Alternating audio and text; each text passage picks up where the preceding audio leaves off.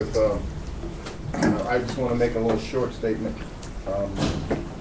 Last night, a few of us got together with a few of the representatives from the teachers, and there's some positive things coming out of that. And I was reminded that I do need to make some sort of statement about that. That we truly are working together in the right direction to see if we can come up with some amicable solutions. So have faith at it. We're going to keep working at it, and hopefully we won't have to do some unfortunate things. But I just want to make sure that I'm not all over the world, that you are aware that yes, we did meet, and yes, we did talk, and yes, we will continue to talk to good sign. June 30th that the hell freezes over.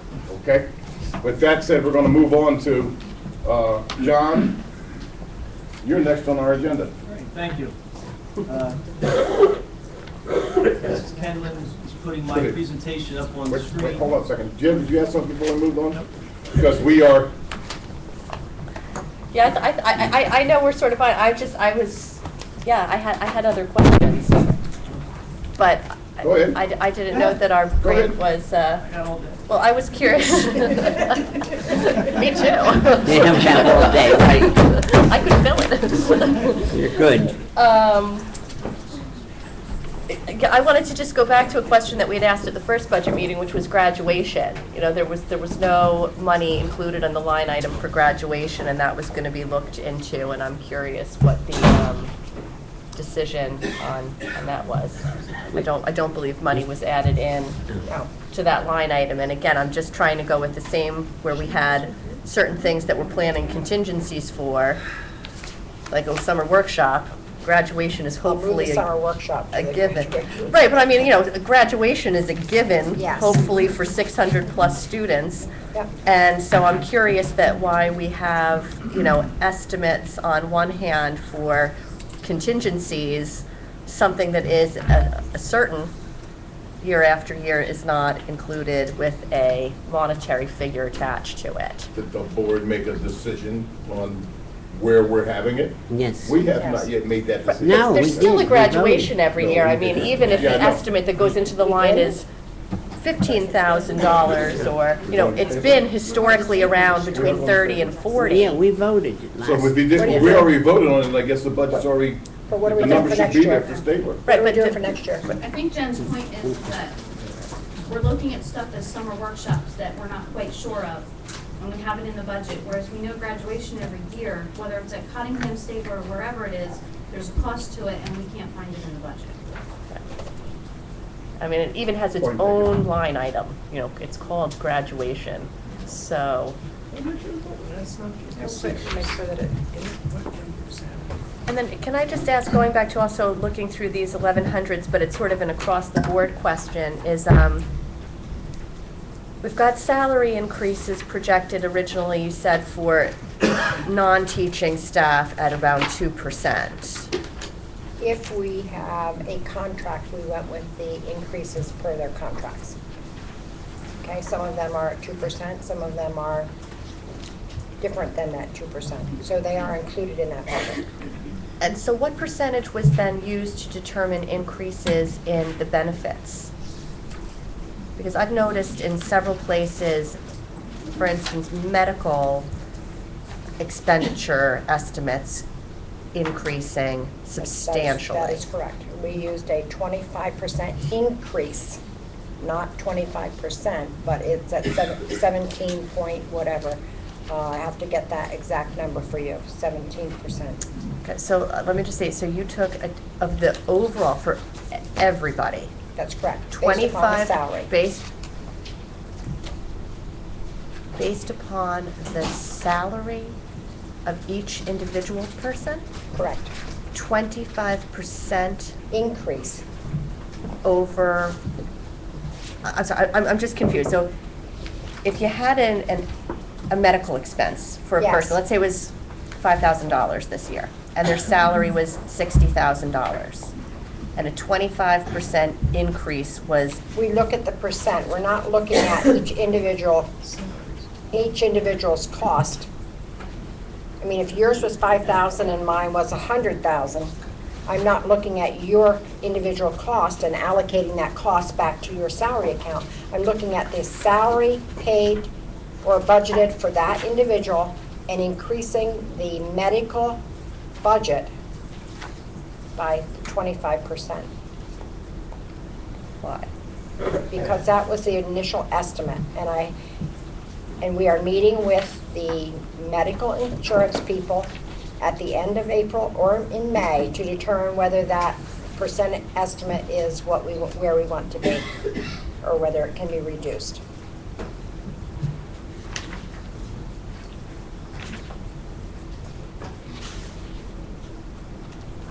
Now, So Because we're it's- self-insured, can you go into a little detail so maybe that they'll have a little bit better understanding for that? Well, okay, no, I'm just gonna use an example here. And again, I pulled some numbers, so in one section of the budget, an administrative budget, we've got medical expenses that are going up, it looks like about 4 times from this current estimate to next.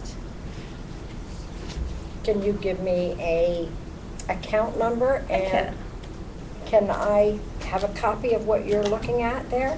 Yeah, I can tell you in the, in our budget here on page, let's see, it's the 2300s, let me just find.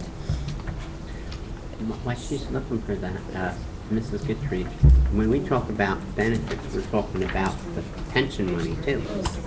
Correct. Right, so, Correct. so it's not 17% just on medical, it's 17% on everything. No, it is 17% for medical, And then we add 8.2%. 8.65 for Okay. Peasers, All yes. right. 57, page 57. Okay.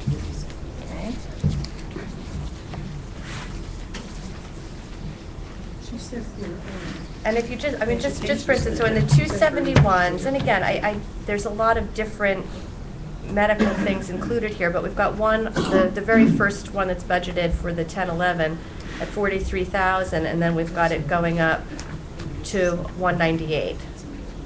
See what I'm talking about? Oh, see, I'm looking at our old one, you're looking at the new. I'm looking at the 90-page budget, sorry. Okay.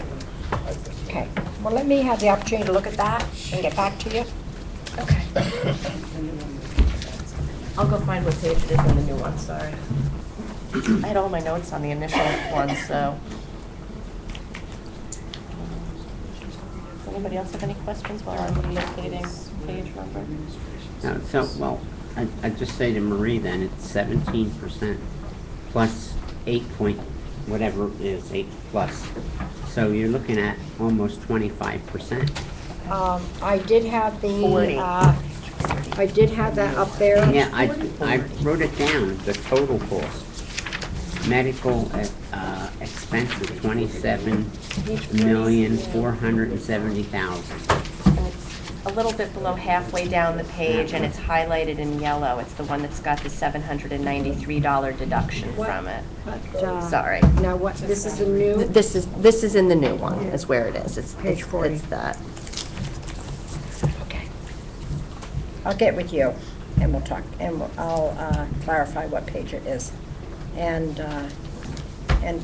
gather that information for you.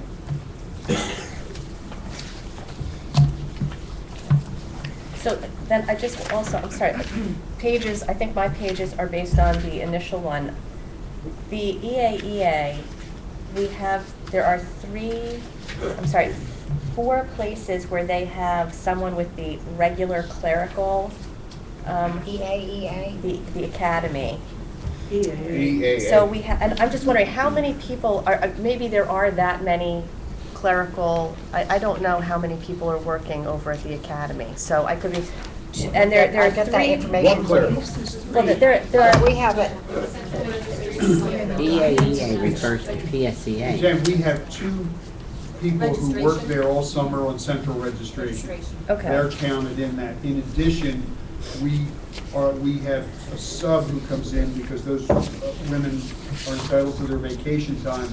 So we have a sub to replace them. But they're there all summer dealing with central registration. Okay. That's because they're located in EAA as well. That's why it's on there. Right, and then I see one of them is coded to vocational programs, and two of them are coded for support programs, and all three are coded in with the exact same salary. That's why I was curious about how that worked. And then there was a fourth that was in as support programs in the 2100s at a slightly higher salary. So I just, because they were clerical, associated, but budgeted in different sections, I was just clarifying that there were in fact that many people, because it was the same account that kept coming up with those. But so there are then And I'll go back four. and verify all that information. And just quickly, what is the percentage increase? I'm showing a 45% increase overall with electric. Is that what you said was the? 34% increase overall. We then went back and looked at what we had for prior years. But the rate cap came off and we were projected at 34% increase. I think that I was looking in all of the utilities over, and I thought that I had added everything up. I know you had asked me something about electric, but I know it wasn't about this, and I thought that it looked like a 45% increase that we were budgeting in here. Just want to make sure we're not, it seemed high, even though I know it's gone way up. I'll get that information for you also. If I'm not mistaken, companies used to use 35% at one time of their pay. So that was 10, 15 years ago. So if it went up 10% in that amount of time, that would seem logical, even though I still think the medical profession is gouging us. But their costs go up faster than the national debt.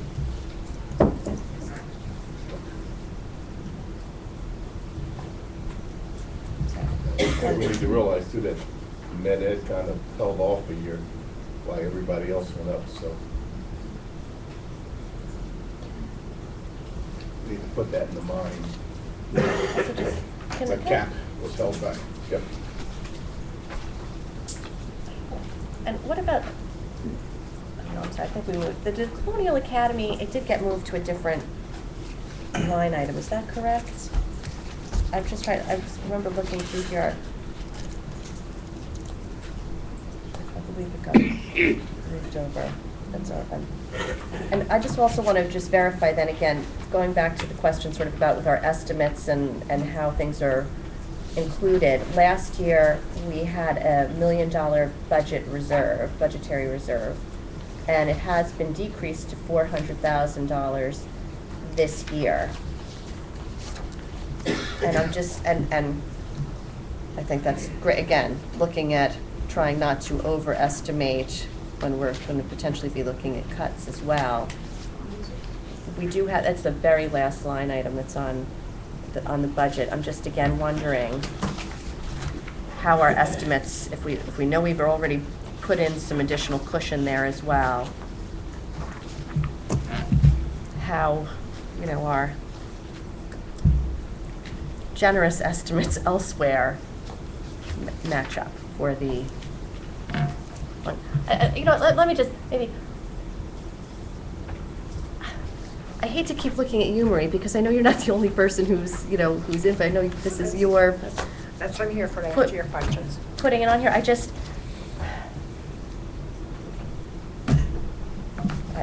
I was trying to record additional monies in the functions where they would be required, rather than just in budgetary reserve, because I feel as though budgetary reserve is the last place you should go to, and you should try and have it within your functions. Knowing that, you must go to the board to have the board approve monies that's transfer from budget line items to budget line items when you are changing functions. That you can do a budget transfer within objects, but not within functions, and the board has to approve that. So I'm trying to put that money where I really feel as though it would be spent.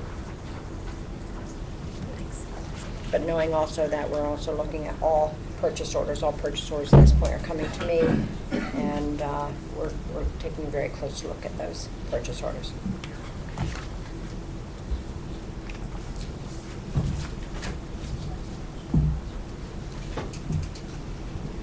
Is there anybody else that I'm just?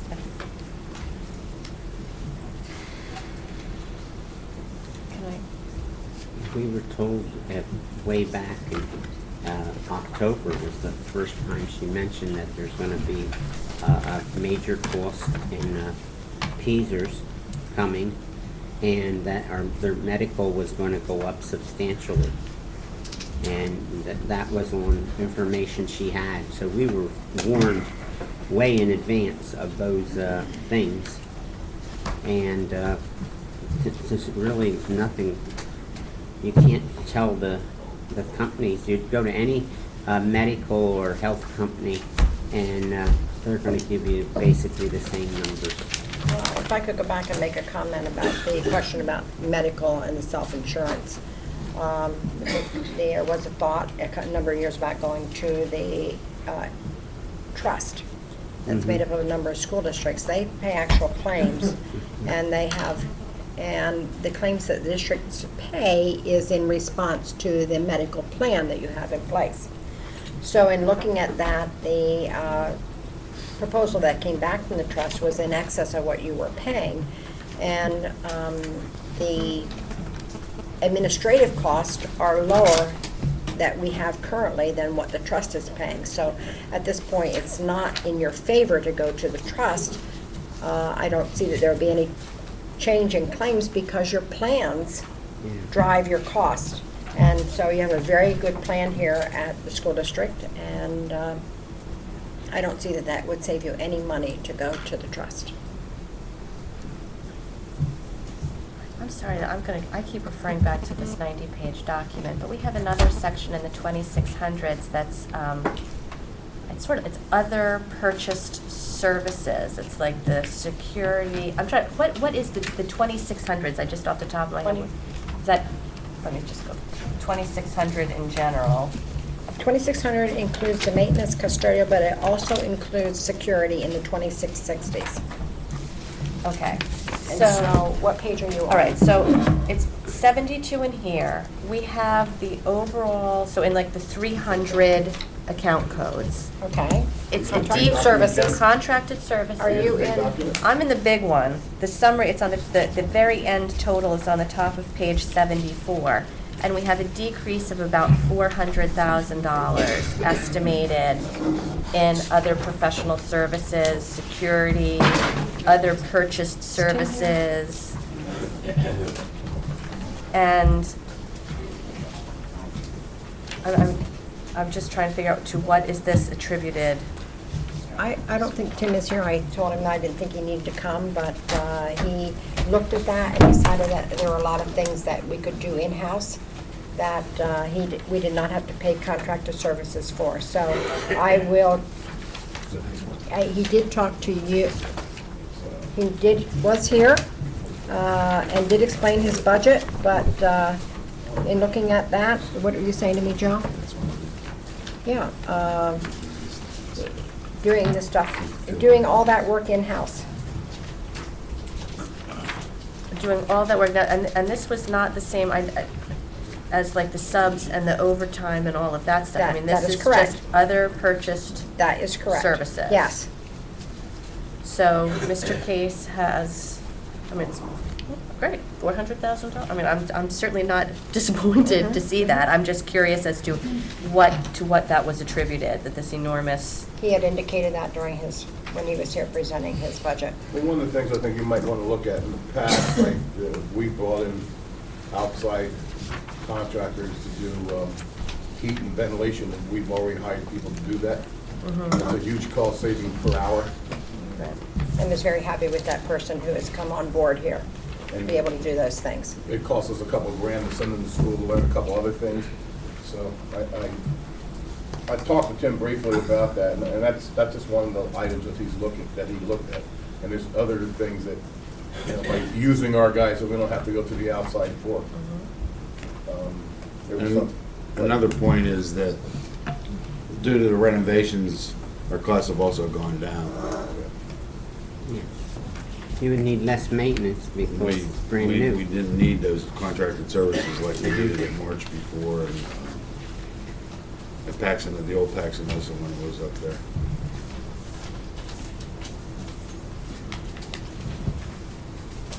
the network warranty, correct? Yes. So that's a big savings. Any more questions? Jen? I'll stop there. If I think of anything, I'm sure I'll have some time later. How's that sound? Is there anybody else?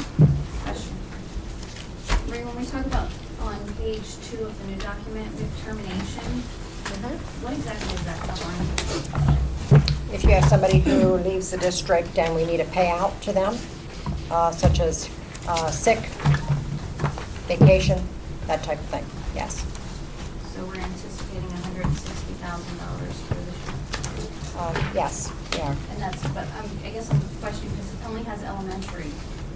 Well, we will allocate that as to where they are coded to. What kind of payout? Sick, personal, vacation, somebody who gets paid out for their, according to their contract. We need to pay them. When they For leave, those, they yes. when Also, when retire. they Yes. leave, Or wouldn't it come retire, out of that yes. account? Because they get their sick, so many sick days. 25% Yeah. of their daily rate. Right. Yes. Is there money budgeted in, sorry, I know, I said I was done.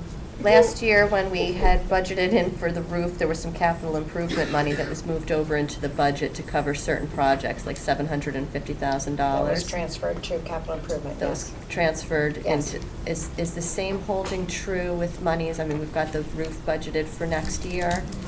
Is that money included in here? We don't have any money transferred over to capital improvements for next year's budget. We do, okay, so where is the money for the roof gonna come from then? It's in capital improvement fund. So just paying for it out of capital That's correct. improvement and not, is there any, so there's no capital improvement money being transferred over for any other projected building renovations? Correct. In the 11-12 budget, there is no transfer in the budget. So what happens if something needs to be repaired next year? What has to occur? Or the money would come out of either capital projects or capital improvements. There is money in those funds. And if it was Same thing we've bigger, always done. Yes. it would be pulled from over estimated accounts. Right?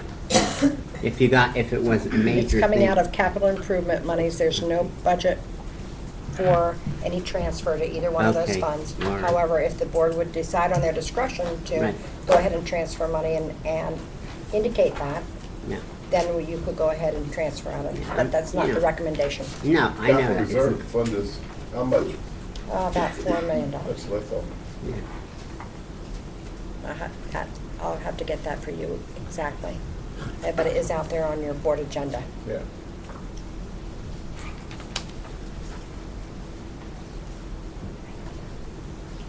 Go ahead, Ms. Holzberger. No, I'm done. Anybody else? Are we sure? Actually, I just have one last question. I can bring Sorry. it. Marie, with the salary freezes that we currently projected, we said they are in this or they're not in this? Only for I'm the sorry, can you give me the administration. total Slow and who it down. was for? Only for the administration.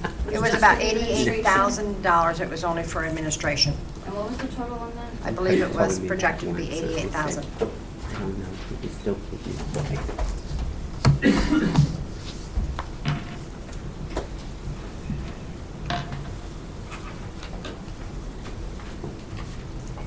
Are we okay, guys? Yes. Okay, John, you want to try again? Yep. Donna, you can go to the second screen. All right, this screen, what it shows basically are the 5 accounts that I control as the Director of Human Resources. One obviously for supplies, $3,000. An account for professional fees for myself, $250. One for expenses, $3,000. Another account for travel, reimbursement, $1,750. And employee physicals, which we have a policy that requires pre-employment physicals for all new hires, and that's $8,000. Total budget, $16,000 for the HR department. Can you go to the next slide?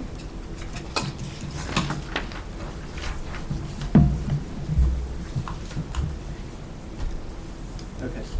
Staff at a glance, current employee total 1,352, It's pretty interesting. I like to look at charts and numbers.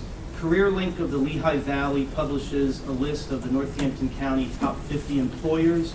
We are number 6 on that list, behind Lehigh University, Northampton County, Bethlehem Area School District, the Guardian Life Insurance Company of America, and NACA. NACA, I guess they're now called. And now NCC. NCC. We are ahead of some companies on kind of listed the ones I thought maybe we would recognize. Just Born Incorporated, United Parcel Service, UPS, Victaulic Company of America, Wegmans Food Markets, Lafayette College, Sands Bethlehem, or Bethworks Gaming, Northampton Hospital Company LLC, and Crayola LLC. Professional subs, we also oversee, we have about 520 professional substitutes, approximately 345 support staff substitutes, and approximately 24 health room subs.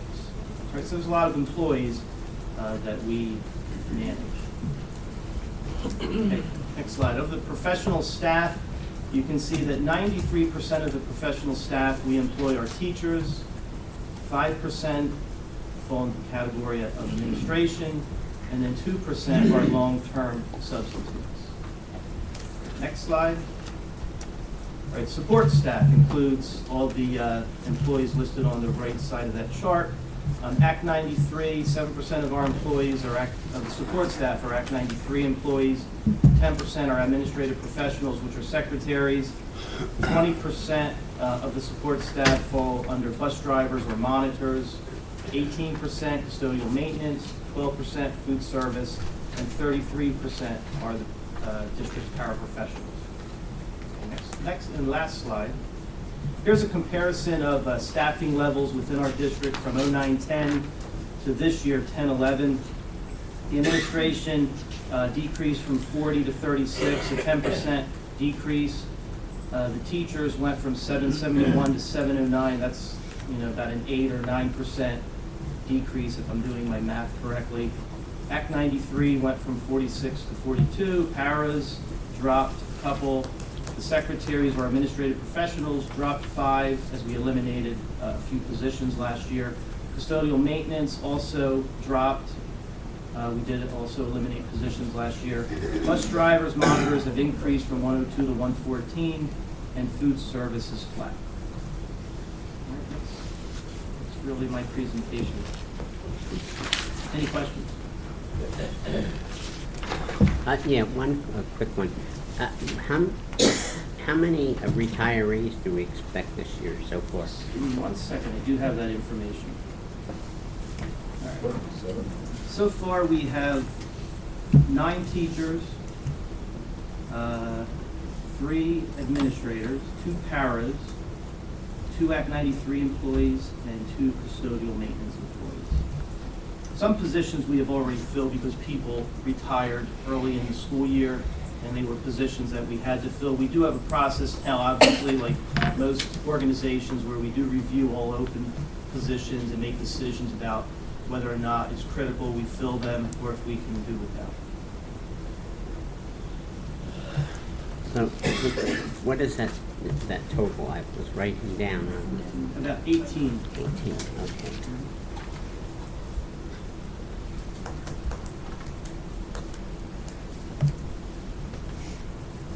And every time I think I have the list down, someone else is. Yeah, somebody else puts a name.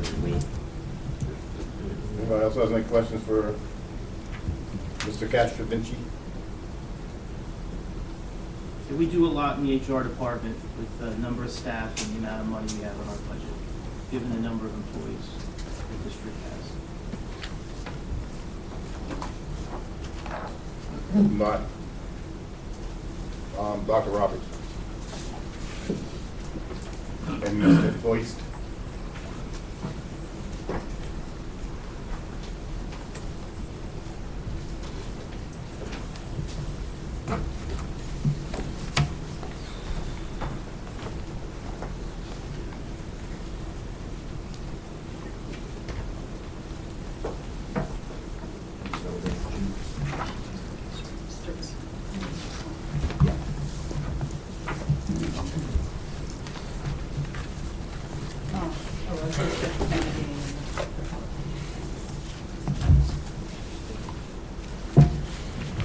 That's the right one, though, right?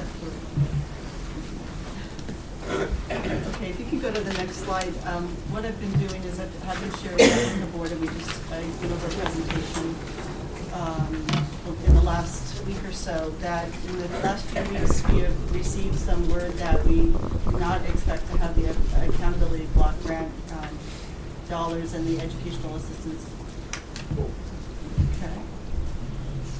Which you can see is in blue. Oh, really?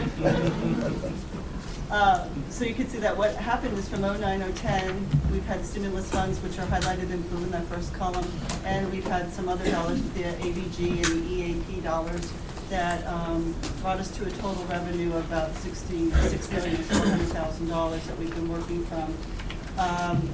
In 2010, you can see those numbers decreased a little bit.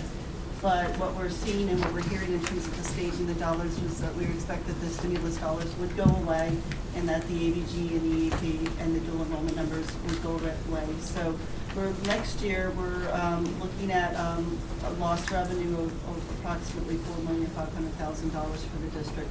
And we're anticipating 3% reductions in some of the federal dollars.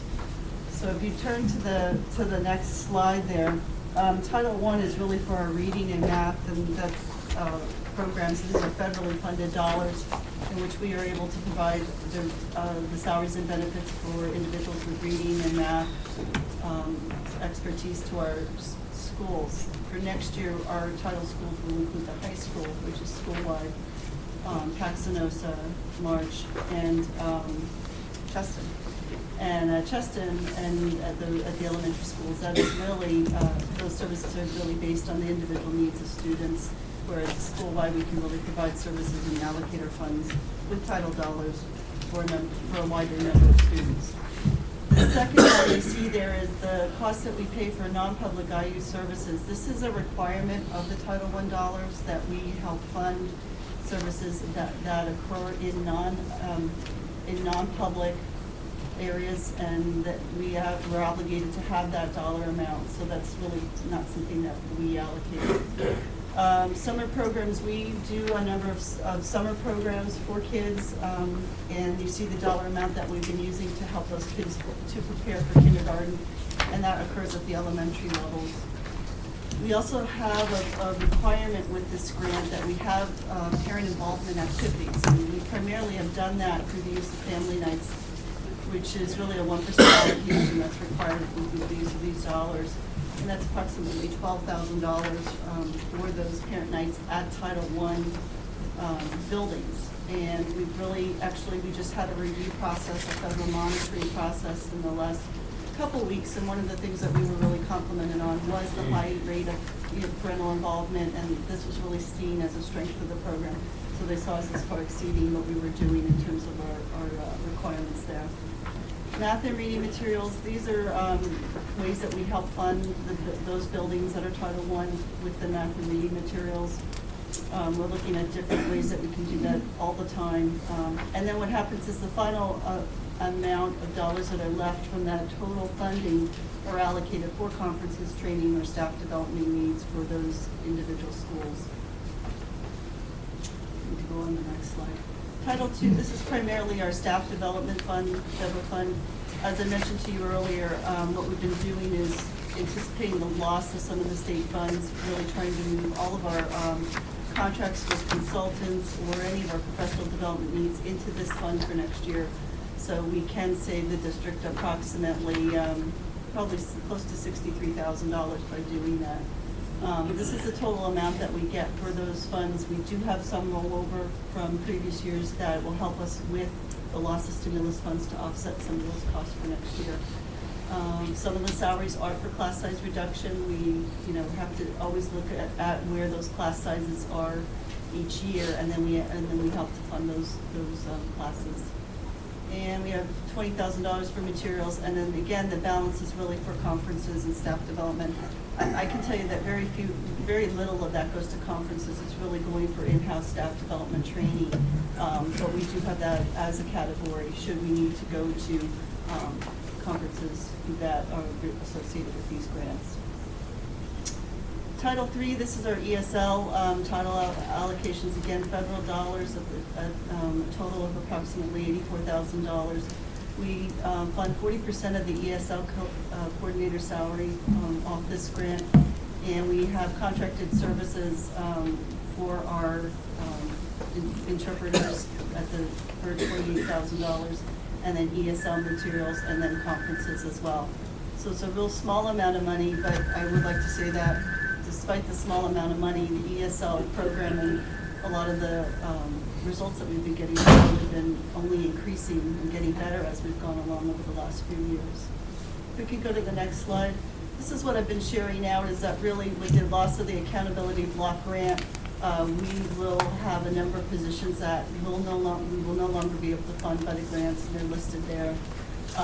Family nights was something else that we did with our non-title schools, and so that funding right now would not exist using the block grant. And we have a database assessment coordinator that's typically funded by this, as well as materials and software. Go on to the next slide. The EAP, again, no funding for next year is anticipated, so that would be another 2 teacher salaries that would not be able to be funded using those state dollars.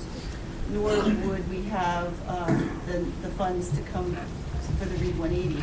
We've done some preliminary work in this area, and we've tried to partner with special ed to see if we can keep those types of materials going for the next year, and also put the staff development for the Read 180 back into the Title II dollars. So again, we don't have any dollars that we're losing here that are going back into the district budget. C&I budget, this is what the total budget has been. We have not used it for the last 2 years because we've used the stimulus funds. That total budget that you see there is significantly less than it was 2 years ago as well. I don't have the dollar amount of what it was 2 years ago. But when you see those areas in red, what we're looking to do is offset the district budget by using Title II funds so that we save at least $62,000. We're looking to put the conference travel and mileage into general supplies or textbooks if we need them. And the same thing with the professional dues, to reallocate those. If you could go back for a second. This is one of the things that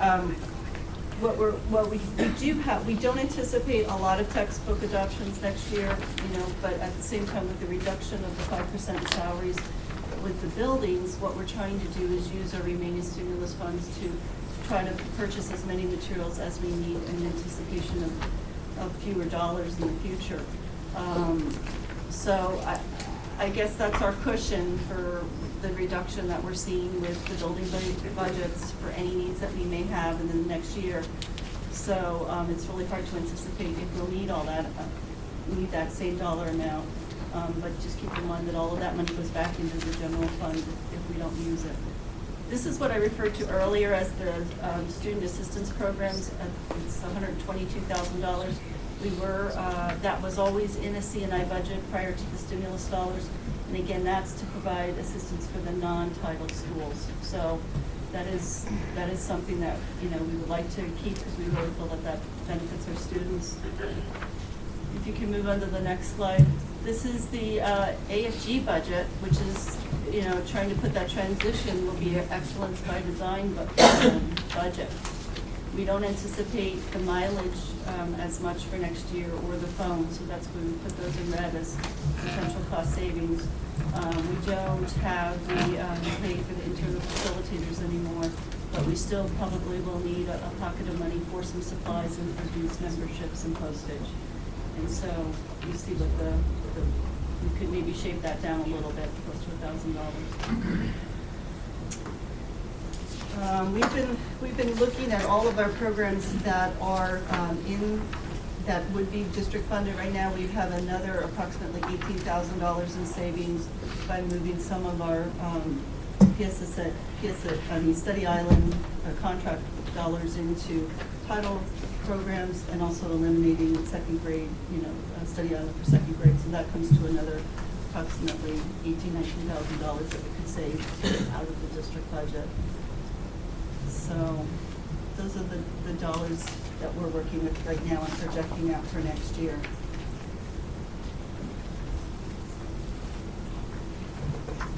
All staff development, all consultants that are external, all of those pockets of money we're putting into federal dollars, so we aren't using Delta funds. Just want to state that again. Questions? None?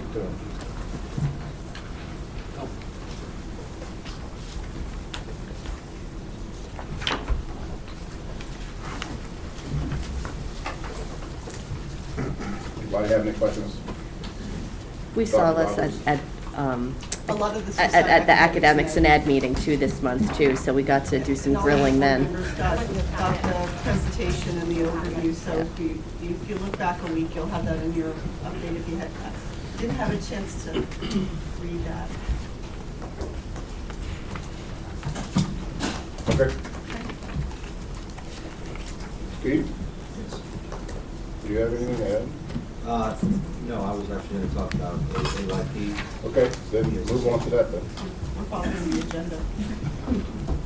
I have up here before you something that I sent to you back in September.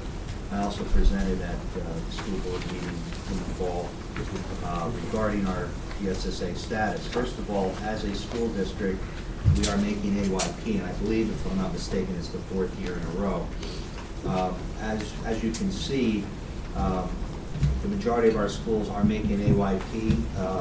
For the first time in history, all of our subgroups within special education made AYP, so that was quite a milestone. We also were able to get our 5-6 building off from making progress in corrective action to making AYP, which takes 2 full years of making AYP to achieve it. Our 7-8 building is making progress in corrective action. We've had that happen several times, and we're confident that this year we will make AYP. We are still in corrective action at the high school, but we are making progress, although not being designated so by the state. If you see the 2009 scores, we have increased those. We have increased our subgroups, which I will show you in a moment. So we are making positive gains there. The only place where we slipped a little bit was at March Elementary School. There was quite a transition there. We have addressed those issues this year, I believe, and I think we'll see that they will make AYP this year. But they had a drop in their areas in math and reading. The targets, as you see in blue, the 2010 targets for reading were 63%, for math were 56%. That jumps this year because reading goes to 72%, math goes to 67%. So we have a number of challenges this year, and they were not, and I should say they were compounded by quite a few things. Weather, a lot of illness this year. I was showing the AFG Citizenship Committee last night, though, that our attendance rates, while they dipped slightly this year, are still quite strong. They still approach, I think our lowest one was 93%. We're still in the 93 to 96% range. Just to give you an idea, we've averaged around 95%. AYP in that area is 90%. Our graduation rate, prior to the way the state is reallocating that rate, was approximately 90%, and AYP is 80%. That's now been reallocated to 87%. So we're still approximately 9 out of every 10 of our students graduate. But I think it's important to realize that the scores you see here reflected last year. We made some changes this year. I think we've increased the process of interventions within our school district, especially K through 4. And we are hopeful. The data we have on our 4 sites prior to taking the PSSAs, which are now over, was strong. So we are hopeful that we had a very good showing this year also, and we won't know until sometime in June, just how strong it was. Let me just show you some of the subgroup results that we have. Steve, why was there a 9% increase in the? I'm sorry? Why was there a 9% increase? When you raise? Why did we jump so high? State. Yeah, the state is trying to take us to 100% proficiency. So we have had the 63 and the 56% bar there for a few years. They're now saying for this year, the testing that we just finished, students to be considered proficient have to meet the 72% mark in reading and the 67% mark in math. Now, we also know that in certain subgroups, if they do not hit that specific percentage, may still make AYP if the school district can show growth. There are a few metrics that they use to help determine AYP status. So while we may have a subgroup, I can tell you in the 7-8 building, for instance, their subgroups really moved forward. The 5-6 building really moved forward. There are a few subgroups that may not have hit this past year, the 63%, but they were making great progress. Paxinosa is an example of where they made huge gains and shot up. But just to, I hope I'm clear on that, Mr. Myers, that that's a state metric that we have to meet, and that's where we're at right now. That is what we're shooting for. There are some areas where you can see we were a little below that last year. In particular, obviously the high school, but we believe that the high school will make AYP this year based on just some of the other metrics that we can use. But if you look, most of our schools are even above that percentage rate. So we are very optimistic. And if you check out our math scores, I think they're some of the strongest in the state. We are really doing well there. So what we wanted to do this past year is use some of the talent that we have obviously throughout the district, try to redistribute that talent to make sure that we are as strong in reading as we are in math. And that's a constant battle because there are things in reading that are very complicated to explain. So we are trying to reallocate the resources there also. So again, I'm very optimistic that we will do well this year. Are there any other questions about the subgroup, or I'm sorry, about the overall scores? I'm just going to go to the subgroups quickly. I know you have seen these before, so I'm not going to take too much time on it. But right here, I think we should just take a look at the math scores for a moment. Last year in particular, if you just take a look at the high school, oops, no, I'm going to do this. How's that? The smaller number was the score from last year. The larger number was the score that was the 2009 score. The larger number is the 2010. And you see there that we are making gains, especially in the area of the IEP student population. We obviously want those gains to be stronger.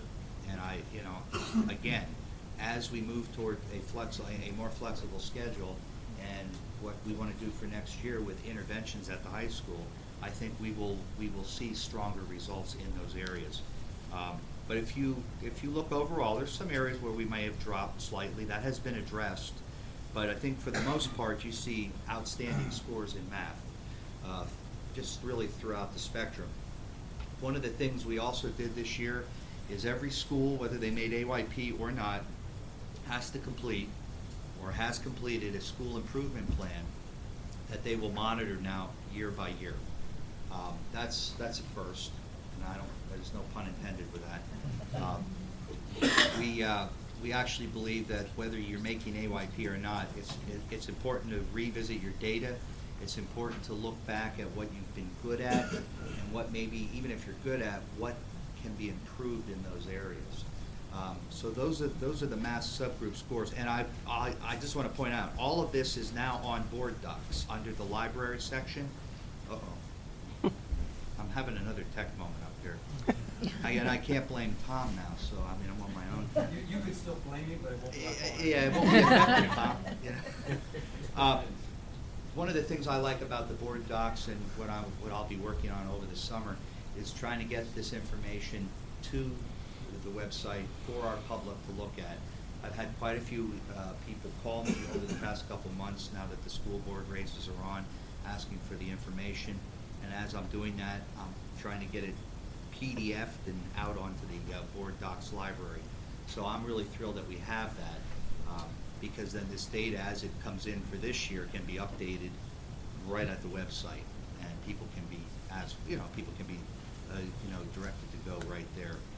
Here are the reading subgroups, and again, as you see, in particular, I know we're very concerned about being in corrective action, but if you see, I'm not doing well with this today, and I don't have my little red thing. I usually have that. As you see, there was a slight dip in our Latino student population, but if you and our economically disadvantaged, just a very slight drop. But if you see in some of the other subgroups, our black subgroup there at the high school has made substantial gains. The white students at the high school in their subgroup have made gains, and overall we have made gains. But if you also take a look at our other schools, you'll see that some have had mixed success. That's why this year we really wanted to address the intervention process, the process of RTI or RTII, as it's now called. And Dr. Roberts, under her leadership as our director of CNI, really undertook that K through 4 to make sure that we have a lot more consistency K through 4 in reading, in English.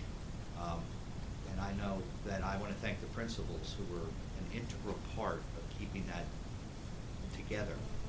And they worked through it themselves. I think it was a real good learning process, not only for the staff, but even for our own principals, because there were things that, they kind of teach each other. It was a very good process, and I think it's something that will pay us dividends in the long run. We are also doing that at the 5-6 building, and we were looking, obviously, as part of our staffing study, how can we increase the intervention time K through 12.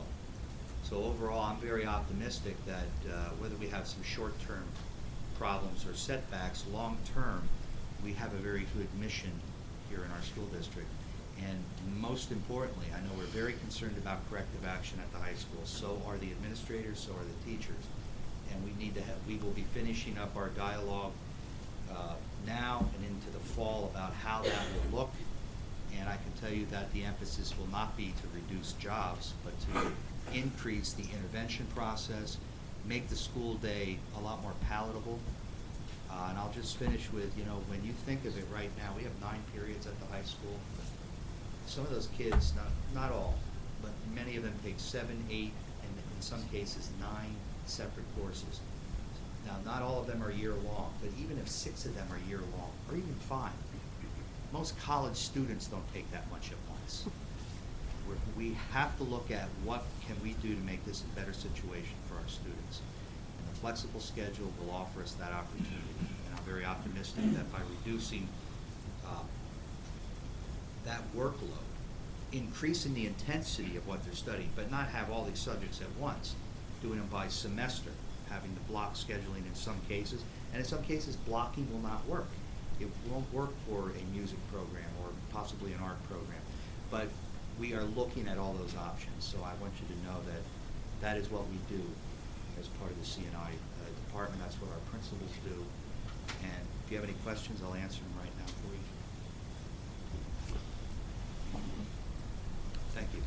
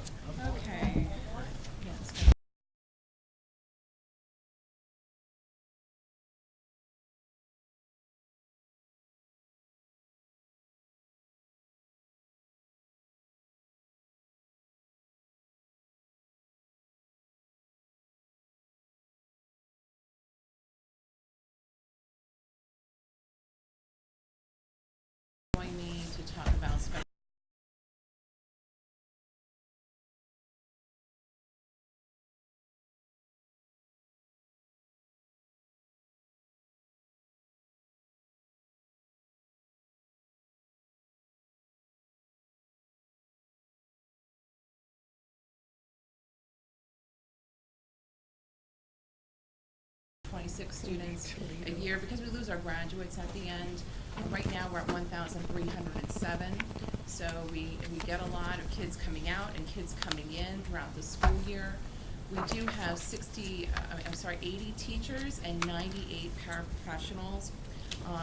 There was a question earlier about the number of regular ed staff who are also special ed certified. We have 14 of those K through 4, 6 regular ed staff or special ed certified at the middle school level, and 2 at the high school for 22 total staff. The number of paras fluctuates all the time because one of the things that my department takes very seriously are the number of paras that are needed within our buildings. And if a paraprofessional position is not needed, we will not replace that position. It is based on building needs as well as student needs. The teacher and paraprofessional salaries and benefits come out of the district cost, and IDEA would cover anything in addition to that. So like the 2 special education teachers at EAA had come out of IDEA funds. I talked about this last year, and these are our ongoing goals for the special education department and how it aligns to our missions through AFG. I'm not going to go through these, they're in your packet, but we want to make sure that we're providing that supportive academic program for students with disabilities that's really focusing on the child's strengths and needs, that we're focusing on research-based strategies, that we're providing that common understanding among our staff, especially with regards to progress monitoring and academic standards. And one of the big initiatives, which is a state initiative, is that concept of least restrictive environment. And that is something that we're continually monitored on, and if we don't meet the state targets in that we are as well put on an improvement plan in that area. Right now, our district is doing beautifully in this area. With regards to Easton-operated programs, we're actually above the state. Easton is at 67% of students out into the general ed setting, 80% or more of the time. And that has been a huge change in a relatively short amount of time. And with actually where we were in 08-09 was at 49.3%. So we've made substantial gains in this area.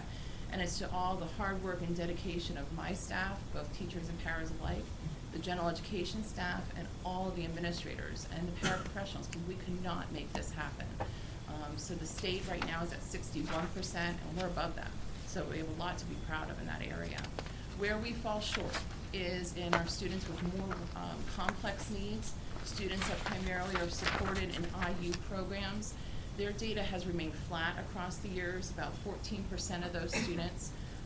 And we need to really bolster those scores in those areas and find more inclusive opportunities for students with more complex needs. So that is an area of focus for my department.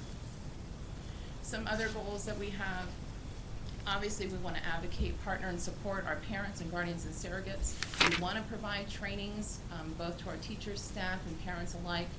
And we also want to make sure that we're continuing to partner with the Easton community, especially with regards to post-secondary transition planning. So what are their jobs going to look like once they graduate? Are they going to be going to college? Those are very important considerations for a child who is 14 or years older. We have to have those conversations starting then.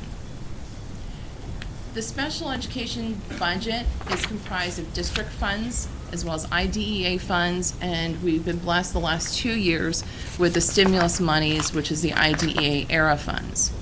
Those funds will need to be spent by September 30th of next school year. Here's a little bit of our special education budget history. And as you can see, we have significantly slashed our expenses in this area. We're at almost a 50% decrease from 06-07 years. So we have been doing this proactively since I've been here in 08-09 as the director. We've been looking at ways to decrease these costs throughout the years. And we're at the point now where many of our costs are about as far as we could take it. And we have been using the IDEA grant dollars to really offset some of the district costs as well, because as we've talked many times before, special ed is very expensive.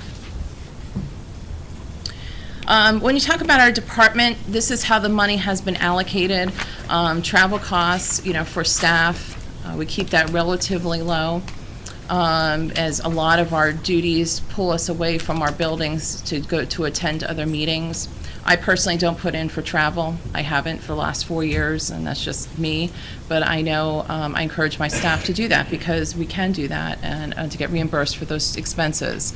We have supplies in other buildings. We have significantly slashed teacher supplies within the buildings, and we've offset that either through our administrative budget or we have used IDEA dollars if it was an allowable expense. Some other areas which I cover is adaptive PE, the detention center costs, any educational costs there, itinerant vision support, hearing support. So those are in addition to how my department is offsetting some of those costs. When we talk about IDEA funding history, I just want to give you a little reflective look back in time on where our funding was. And the different projections for 10, 11, that's kind of like what I had at that moment. So Marie may have some updated information. So if that number doesn't jive, just please forgive me. But that is what we had from the IU, I believe, in some contract that we received many months ago. So as you can see, it's going up, but ever so slightly. Now I want to take you into how do we spend those monies. It's really important to see that a lot of our monies are coming out of the 100s and the 500s, and I'll talk to you a little bit about what those are and how that breaks down. This was the money that we had spent last year, and we are actually doing about similar spending patterns for this year. It varies. Grant dollars, I don't necessarily try to kind of budget for what some of those expenses would occur for the next year. I always stay within the grant dollar allocations that are given to us. But we never know what the student needs are going to be with regards especially to post-secondary transition planning, any tutoring services, any additional educational costs that the child needs. So we really try to stick within these guidelines, but sometimes we go over in some categories. So when you look at the 100s and 200s, and that was the 29 and 3% respectively, we spent that amount. That is any board-approved special ed position and salaries and benefits in addition to what has already been approved. Any board-approved special ed paraprofessional staff salaries and benefits. So if there's something that does need to occur and a concern with the student arises and we need more support in those classrooms, we take those very, very seriously, work with the principals to ensure that that position is absolutely needed, that we can't utilize existing staff to fill those positions, but if the need arises, we will fund that. Because we want to support our students. The grant then will pick that up because that was not a projected cost for the district. When you look at the 300s, which was 13%, this is how we've spent that money. Looking at professional development and training, Wilson language training, any outside services for kids. We did have in the 09-10 school year, as we were building capacity within our district for Wilson reading, we did utilize some interim services through a teacher who had been Wilson certified so that we can continue to provide that intervention to the kids. Summer programming, instruction in the home, any type of testing, IEP meetings that occur outside the school day, which that may happen, and that's how we spent those monies. For 400s, this is relatively small. Many of our children, some of our children I should say, rather than many, is they have hearing equipment or what have you, and so anything that needs to get repaired will get repaired out of this account. From the 500s, which was 45% of that funding, this is any educational services through contracted providers, any type of post-secondary transition planning that may just occur. We have an IEP meeting, and a certain particular program may really benefit that child. We look for creative ways to support that child for that program. Any kids' piece educational services while a child is in the hospital, any supplemental education costs, or any type of academic tutoring as well. Do we have many post-secondary? Well, we do have post-secondary planning for kids, but a lot of it can be supported within the district or within our community. This would be very unique circumstances in where the programming for a child needs to be very, very tailored, and that's relatively small. But we do, I know John Merlot, in working with the staff, as well as our staff within the buildings, really do a nice job partnering with CIT to provide educational experiences, as well as our community partners. So I think overall we do a nice job. 600s is 6%. These could be any type of intervention workbooks and textbooks, Wilson reading materials, Edmark reading materials, Max speech software. What we've done is, because we've decreased the special education teachers' budgets within the buildings, we made sure that they would still have the necessary resources that they needed within their buildings. So if they need workbooks that, for intervention materials that were unbudgeted for, that we will absolutely provide those for our kids. So the staff have just submitted those requests to me, and I've offset it through the grant.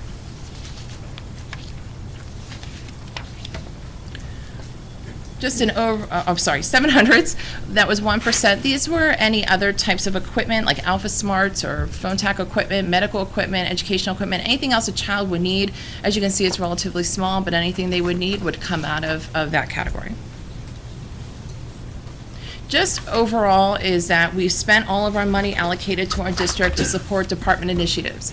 So how does this align to AFG? How does this align to the district's vision? And how does it align directly to what the child needs? And we have those conversations at each and every IEP meeting to see how we are supporting our students with disabilities within our district. So that money goes directly to our students and staff. And we're really moving through a similar spending pattern for this current school year. Before I move on to ERA, are there any questions regarding that? Okay. ERA is the stimulus money that we received. That is a 2-year allocation of funds. It was last year and this year. Like I said, by September 30th, we need to have all of our money spent. One of the things that we were allowed to do, and I worked this calculation out with the state, is that we can do a 50% MOE reduction. We received $1.686 million in federal in stimulus monies, and we actually were able to work out this calculation to return $847,830 from the special ed ERA stimulus funds to the district to offset state and local expenditures. That transfer will occur this school year in May. I'm working with the business office as well as Heather Yarnell in the support programs, so that way we can make sure we're meeting those timelines. That was a nice chunk of money for us to receive, and so we still were able to do a lot of cool things for kids, but we were also allowed to be able to do this and give money back to the district. That is a once and done procedure. Once you do the transfer, that's it. So any monies that would be left through September 30th, you can't do it again. Okay, so that calculation was approved by the state and forwarded to Marie. Just to let you know is that we receive about $52,000 a year in monthly installments. Again, funds need to be spent. We are on track to do that. It follows IDEA guidelines for spending and aligned to the PDE budget categories. So there's a new budget line item to that. And is it 980? Maria, I have to look, but there is another, instead of 147, it'd be 980. 988, okay. And it's aligned to those budget categories, but it still flows through the IU, similar to the IDEA funds. Here's how we've spent those monies as well. For the 9-10 school year, that was money already spent. We supported EAA because we were able to open up special education services to our alternative education site, and working with Alyssa Mealy in that and supporting those teachers over there to support those students so we can afford an alternative educational education to those students with disabilities in that site. We also have computer carts for interventions, equipment for students, for in-school suspension rooms. That was something else that we started last year because we needed to. We had to make sure we were providing educational supports through a special education teacher in the ISS rooms, and that we needed equipment for that. And our professional development monies there for last year as well. For this year, this is still moving through. So this was as of January, and we're still spending in these areas. Again, making sure that we have enough money for the transfer in May. Still supporting 2 teachers over at EAA, Plato Learning we brought in, and these are all things that were board approved. Educational supports for students. We also have anything in addition to what is on the IU contract. If there's a behavioral support piece or an LCSW support that's needed for a child, and it's outside of what the board has approved in the IU contract, we will support that through grant dollars. AIMSweb, which is how we do our progress monitoring, any type of mental health services that a child needs, Alpha Smarts, curriculum intervention materials have also been offset by ERA. Just to talk to you a little bit of what we are doing as a department, and then we're going to talk about special ed transportation, is that we have been very, very, very focused and diligent in making sure that kids who need specialized transport receive it. It had been a misconception of many that because a child was an IU program that they automatically received IU transport. That is not true. It is based upon need. And John and Don Schumacher and Andrew Weber, I have a fantastic administrative team. We have partnered together and looking at the needs of those children. Any child who doesn't need it won't get it. It's based upon need. We also this year, with your support, also reduced our administration. Our administration has taken a 20% reduction in our staff by losing a special ed supervisor this school year, and then reallocating those job responsibilities across my team. We also eliminated last school year the school to work position that was by attrition. We are filling existing paraprofessional positions based on teacher and student need. And again, like I shared earlier, we take those needs very seriously. We will provide them if needed, but we want to make sure we're having those conversations. We also reallocate our staff. Any paraprofessionals, we look at the end of the year and see where our needs are for the upcoming year. And we moved 15 paraprofessionals last year to better support different buildings. We also reduced our budget by 11%. So where are we going? We are right now in the process, and continue to remain committed to this, is reviewing our IU costs program by program. Last year, we had a lot of conversations with the IU. There were more broader conversations. We are really working and having these individual conversations with the IU supervisors. It's a lot to learn, and we have a lot of kids that are supported by the IU, but really making sure that our district understands how we are spending those IU 20 costs, and it's a process in learning how those monies are being spent, but we're doing it. Continue to look at special ed transportation through the IU. And where we're heading is possibly looking at changing providers, especially with regards to related services. I think there are many companies out there that they're hungry for business. I get contacted quite a bit, but we want to do what's right for kids and for our staff. We want to make sure we're providing that quality service, and I know the IU does that, but costs are a lot. And we need to make sure that we're doing it in the most cost-effective way possible. At this point, I am requesting, though, that EASA not approve the budget for the 11-12 school year unless the IU comes at a 0%. The IU costs, and I can share this now, the IU costs have gone up substantially across the last couple school years. Here is what we had spent. In 08-09, we had spent $3.3 million, and this is for autistic support, emotional support, partial, life skills support, or related services. This does not include IU transportation. That contract was $3.33 million. In a year, it went up $1 million, well, in 2 years, went up $1 million. So we are spending $1 million more. And so the question I have, and I've raised this several times over, and we're making some headway, is this is from the IU themselves. This is data that they themselves pull. Sorry, I will make this work for you. I want to hide this though.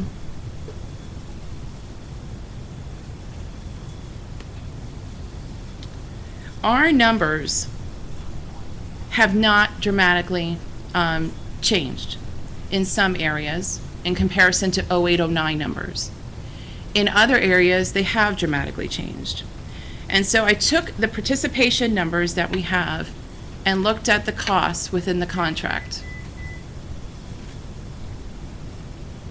I took our 09-10 costs and our 10-11 costs and looked at the student change. So looked at the participation numbers and said, well, how did that change? Do we have more kids that are participating in these programs?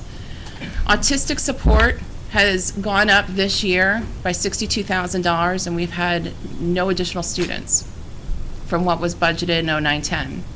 Emotional support, we've had 19 less students and have a $70,000 more added to our budget.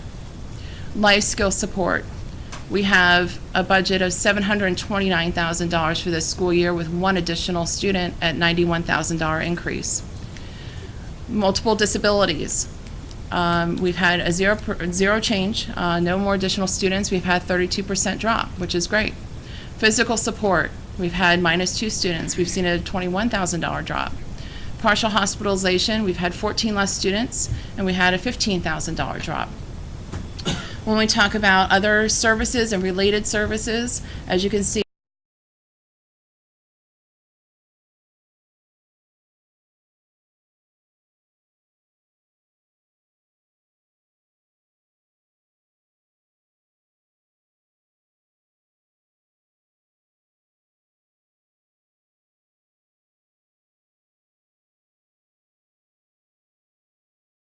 kids, that's a possibility, and that's why we're having individual conversations.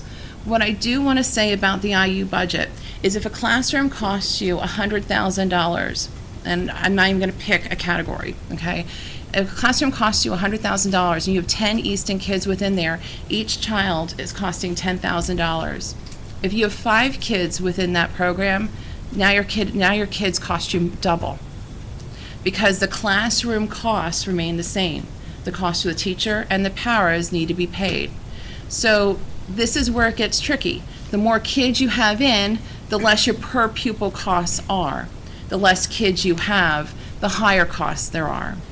And so you're in this quandary of, do you put more kids in, or do you base it upon need?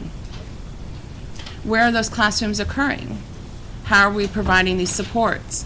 And can we do things cheaper? So this is where we're having these conversations. And I will say too, is that with LRE, that's something that we need to do. And it's not because we have to do it, it's because we want to do it and we need to do it. It's to supporting kids in the least restrictive environment. Some of these programs do partner beautifully with us in making that happen, but I really am challenging each supervisor within the IU to say, how can we make sure that we are providing services in the least restrictive environment for our kids? And the service model may need to change. So we are looking at all of these areas. I just want to share with you is that our kids get services within our buildings through the IU, but a lot of our kids are receiving services in sister districts, and this is because it's always been this way. Wilson, Nazareth, Bethlehem, Saucon Valley. And so when this is what's happening, is that we're getting billed for the services that the child's receiving. So if you take those 10 kids, right, and they are in those programs and they're being charged $10,000 for each of those kids, but one of those kids goes out into, let's say, a Bethlehem school for half their time in general ed, we still get charged at $10,000. But then what's happening is Bethlehem is then charging us, I'm not blaming Bethlehem, so if you're watching, I'm sorry, it's just any district, okay? Is that a district is then billing us for inclusionary costs. So it's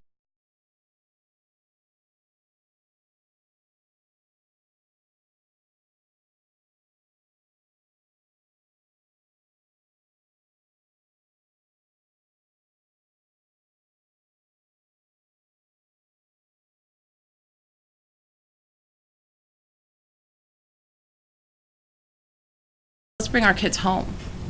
Let's educate our kids within our buildings.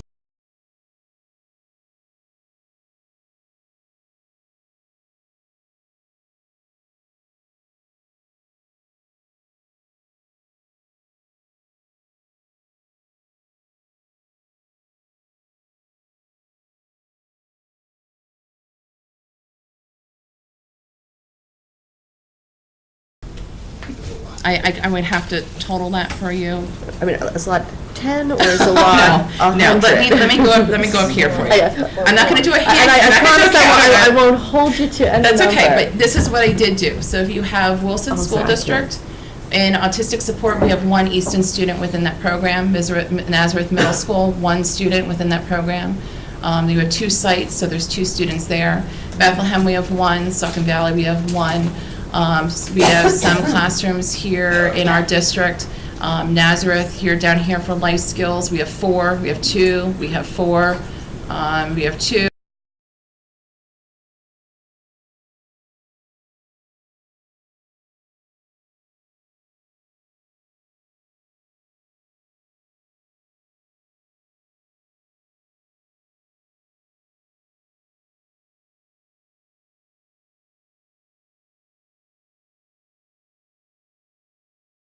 Still operating with an old model. So what happens is that we are providing those supports, and each district is then saying, well, we can offer this, we can offer this, we can offer this to support our kids, instead of us having to open up an MDS classroom and a physical support classroom.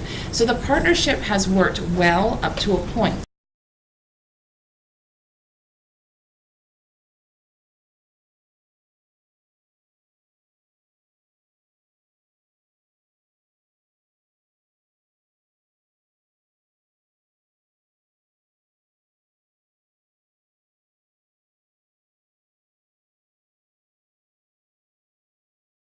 Assign them.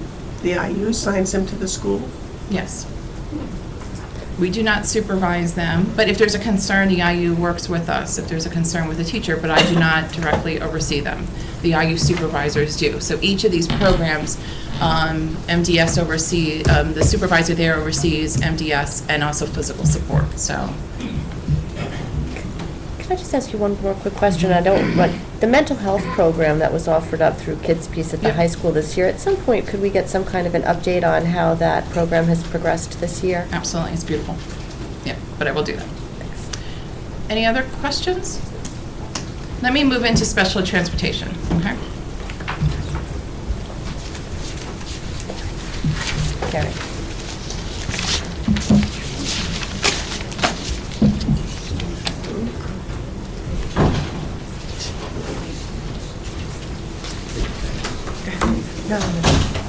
I mean, this is John Merlot. John is one of the members of my administrative team. He oversees the transition, he's a special education transition coordinator for our department, and he's gonna kind of co-present this with me. Just want to give you an overview of what we're going to talk about now.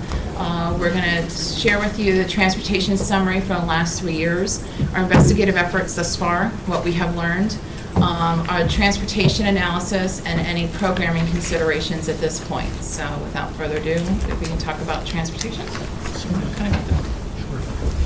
The screen that you're looking at indicates the number of students that we have the intermediate unit transporting from the 2007-8 school year to present. And you'll see that we started at 285 students in the 07-08 year, and we are down to 204 students this year. So we have had a decrease of approximately 80 students. And that's with the support of the administrative staff working with the teachers, looking at the needs of the children. This year alone, we have taken back approximately 20 to 25 students that were on IU transport and/or other subcontractors, and are currently being transported by our transportation department. The second line item are total number of miles that students are transported by the intermediate unit. This is specifically an IU 20 screen. So again, 07-08, the students were transported approximately 406,000 miles. 09-10, that was increased by approximately 13,000 miles. Again, these are the students that you saw on previous slides going to Centennial School, Saucon Valley Middle School, some of our neighboring school districts. Then the percentage is the dollar amount that were billed. The percentage of students that are being transported as compared to our neighboring districts, all 13 districts. So approximately 29% of the students that were being transported 0708 as compared to the 13 school districts that utilize IU transportation. So you'll see that we're approximately 1/3 of the transportation budget as compared to our the other 12 school districts. As you look at the costs, you will see that the costs have increased. However, the total number of students have decreased. So we're asking our question, why? How and why is that happening? Move to the next slide, please.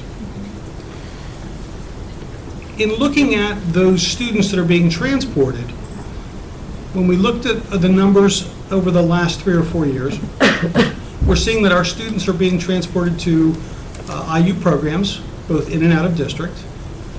Early intervention students, those are the students that are 3 to 5 years old and require car seats, and typically are in small vans or caravans. The extended school year students that typically are in the more challenging programs that go to summer programs for approximately 4 to 5 weeks, 3 to 4 days a week on a half-day basis. In the summertime, the school-based partial hospitalization programs continue to operate programs either at Colonial Academy or elsewhere, and the students who qualify continue to go and have mental health treatment goals completed and activities during the summer programming, and again, looking at transporting, the IU is transporting those students for us. And then there's a combination of both regular and special needs students that are all in those numbers. So that's a summary of all the ones that we've looked at.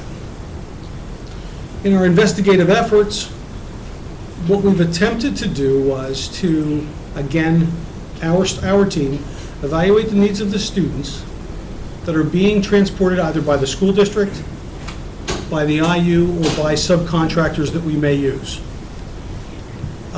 The special education administrative team has spoken with the IU office, the IU 20 administrative team, and their business officers. We have gone out and discussed and talked with our private contractors. We've also done some legwork with neighboring school districts to see how they've brought their costs down. So we spent, a lot of time looking at how our neighboring districts are transporting, what the expenses would be with our private contractors and the IU. Again, while we were doing the investigation, we were getting a sense of what are we being charged on a cost per mile per child. We were asking these questions of all of the vendors or the IU, trying to get a sense of how are we billed. We also wanted to know what are we being billed for the cost of a driver and the rate. And what that kind of means is when we put a driver on the road, they're guaranteed 2 hours of time, and the rate is between $15 and $18 an hour. So if a driver does an AM run and a PM run, we are paying them for 4 hours on the road at approximately $15 to $18 an hour. We looked at fuel costs, and we looked at fuel surcharge costs. By the way, I went to Phillipsburg, New Jersey. I paid $4 a gallon for my gas, and that's, that was actually $3.95 a gallon. I just want to throw that out there to you all. Short of the long is the fuel costs are expensive, and we found out some very interesting things, and hopefully that'll come up in future slides. If not, I'll come back to that. We looked at drivers and bus aids, the costs of drivers and bus aids, and also the need for training of the drivers and the bus aides to know how to deal with the students that they're transporting. We've looked at the need for bus aids and the costs, and have found some interesting things out about the costs of bus aids. Again, all these questions we asked of neighboring school districts, intermediate unit, and subcontractors. So in the analysis, in the transportation analysis, what we found out in looking at information, this is information that came, these are our students that the IU is transporting. We have approximately 162 school-age students. Now, we say school-aged. The early intervention students have ranged anywhere from 45 to 60 students a year. So those are the preschoolers, the early intervention students. So the number there really would be about 200 plus, if you're putting the early intervention students in there as well. The intermediate unit has transports for us 13 students that are in wheelchairs. For bus monitors, we have one-on-one bus monitor. We have one student in a harness. By the way, we are not allowed to put students in harnesses unless the IEP team decides that that's appropriate. It's needed, and the parent must also give it to us in writing, not only in the IEP, but in writing to give to the intermediate unit so that we know that they've not only verbally, but they have in written format given us approval to put a 5-point harness in a vehicle, much like a child car seat 5-point harness. We have 4 car seats. This is, again, outside of the early intervention students. We move some very complex kids to our multiple disabilities class at Easton High School, which require some car seats. We have 5 students that have nurses in their IEPs that also are transported with our children on the bus to and from school.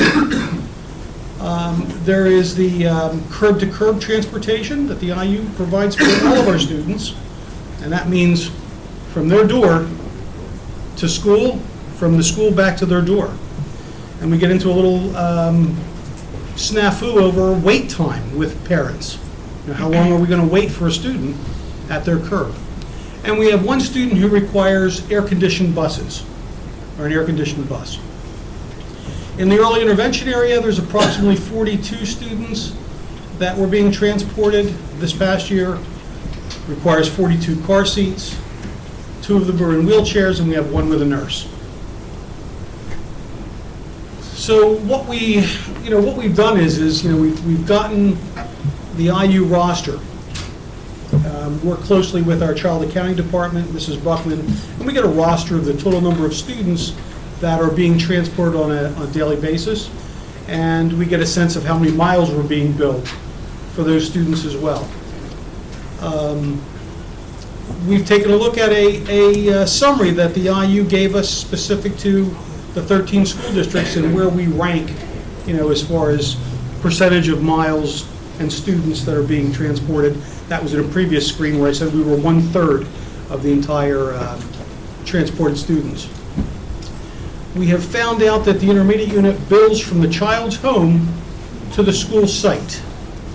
Now let me just stop on that for a minute and indicate to you that this is a customized route. On one of the screens you're going to see standard routes and customized routes. Our school district runs a standard route. When we pick up students to go to, let's say, Easton High School, and we're going through downtown Easton, we'll start at 15th and Northampton, and we'll run right down to the Circle.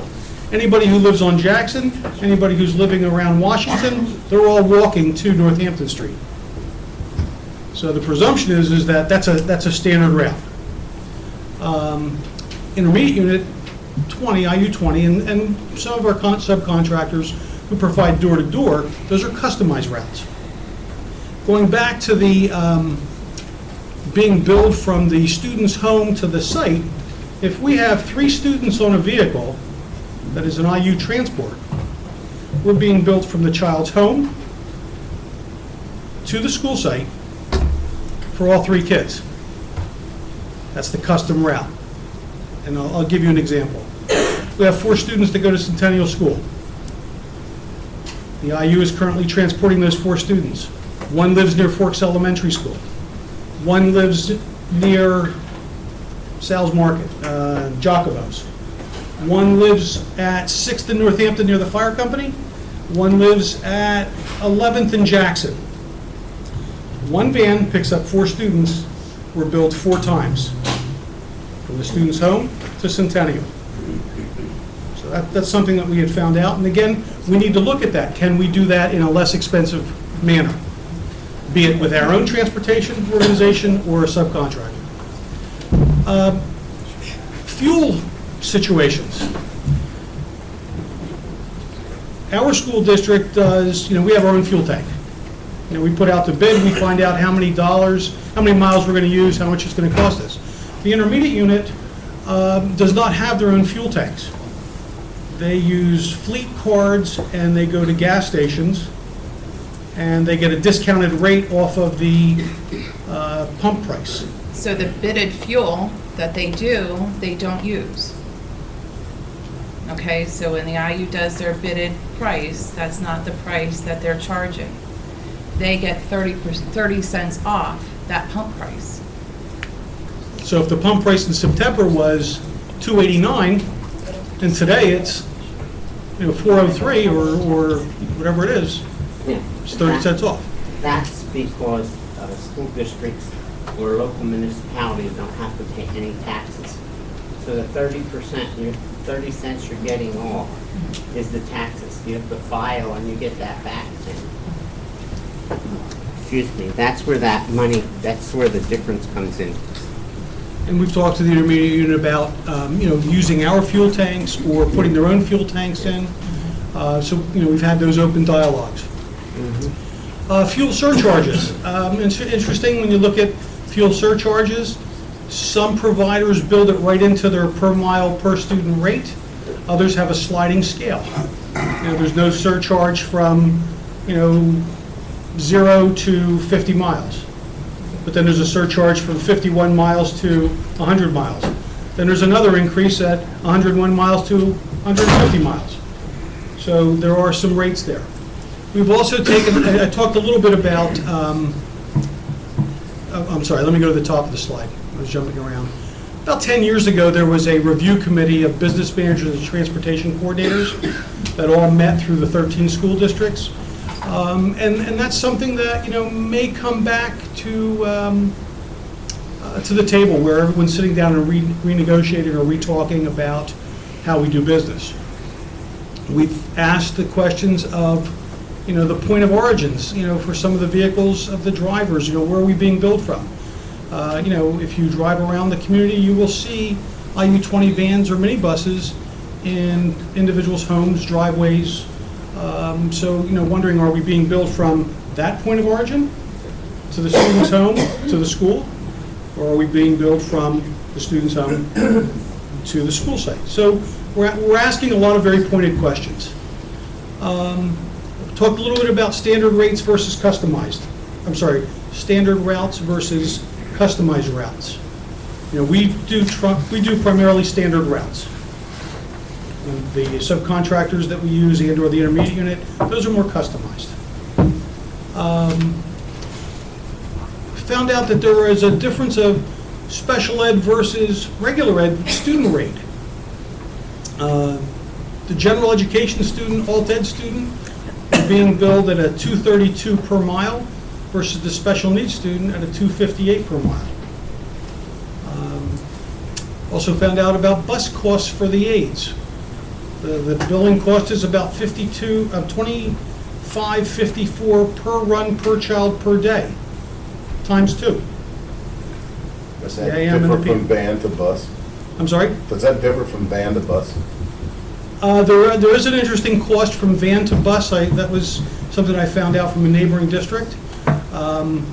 It's not a standard practice, but a bus runs about 180 a day. That's a 72 passenger. The 29 runs approximately 131 or 135 a day. And a caravan runs approximately 121 a day. I want to be a caravan driver when I retire. That's what I want to do. I'll need my CDL license. We pulled some districts that were larger than we are and districts that are smaller than us. In talking to our neighboring districts, we're finding out that most of the districts are utilizing subcontractors for the more challenging students, the physical, the autistic, the multiple disabilities support, and early intervention. I'm sorry? Except for those. They're doing everybody They're else doing their except- own except for those, I'm sorry. That's okay. You know, again, we're looking at the needs of the students on an individual basis, and we do that at every IEP meeting. We're looking at, or we'd like to consider and talk to neighboring districts about, they have a single point of contact in their transportation office. So So in other words, what that means simply is, one of our neighboring districts, their central registration and their transportation department sets up the transportation and notifies family members. That's a single point of contact. Today I did transportation for 2 students. I'll be calling the families. I'll be letting them know, what size vehicle's coming, what's on the side of the vehicle, what time they'll be there, and what's the wait time, as well as the subcontractor doing that. You really need a single point of contact to keep your hands on the pulse of the students that you're transporting. And whether they're sick, they're calling in at 5 o'clock in the morning, 5:30, just so our drivers aren't going out unnecessarily to transport those students. The neighboring districts are using their special education teams to train their drivers and their bus aides so that they know what to expect with some of the children that are on the vehicles. One of our neighboring districts has a Board of Education Transportation Subcommittee to review parental concerns, and they do this on a monthly basis. And what that basically is it's a filter. The parents calling saying that, the bus isn't coming in a timely fashion, or I've got to wait, they're not waiting 5 minutes for my son or daughter to get out of the house. They'll be calling into that single point of contact in the district. They attempt to resolve that issue, and if it's not resolvable, then there's a board subcommittee that will meet and hear the concerns of the family after the investigation's been done. What that kind of boils down to is what we do in our department, and I know our transportation department does.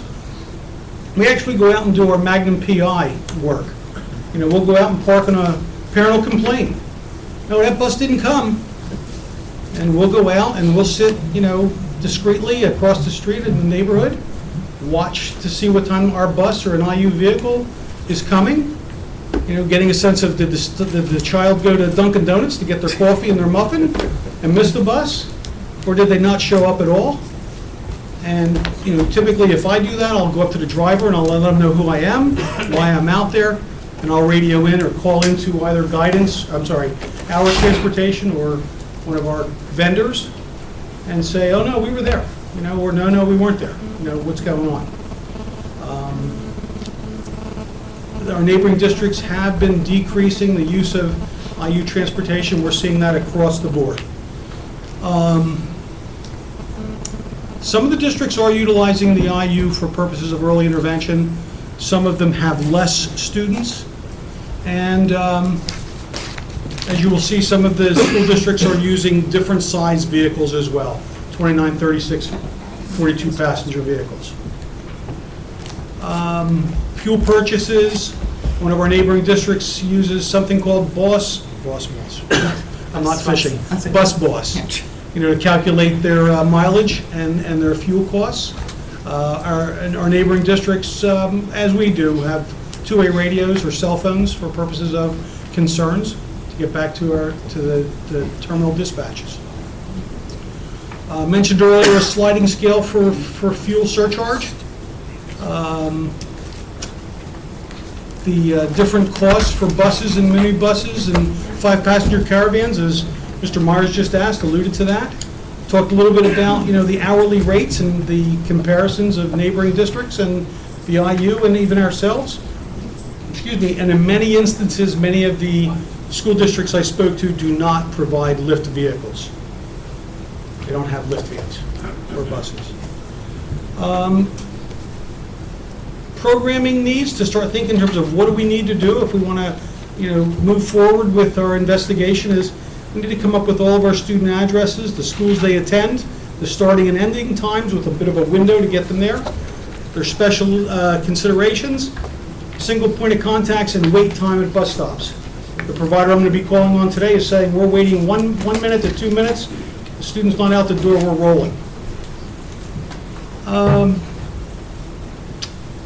Other things that we're discussing or talking about is, again, utilizing the IU for more complex students that have curb-to-curb needs, air conditioning, all the things that you saw earlier.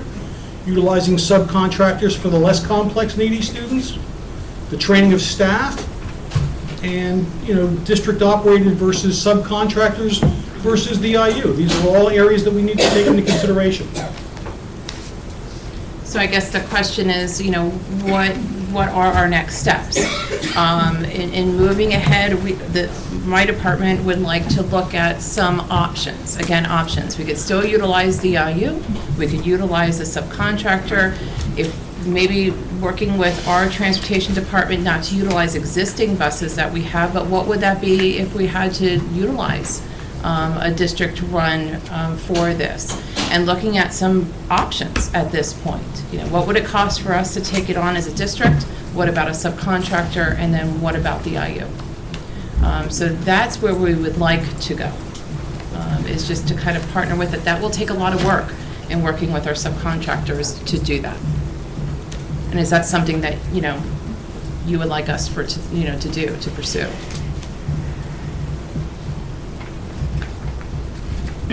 I would. Is it something that we need to vote on at an evening meeting? I mean, is it? Andrea, how much time are you talking, well, let me just backtrack. What did you ask us, request that we not approve based on the information? The special ed contract only for next school year, unless it came in at a 0. And when would that be coming to us for approval? I believe they're still working through that because it was dependent upon any change on our part regarding programming. And does that include busing? Would that be included? No, that in is the a separate contract. That's a separate contract.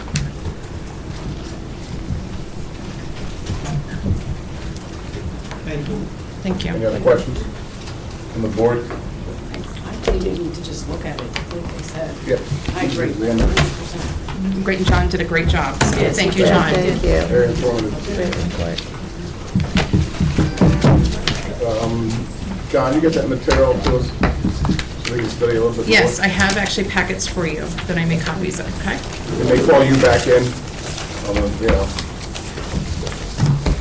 Today or? No. No, John, I can only take so much of you. I've known you my whole life.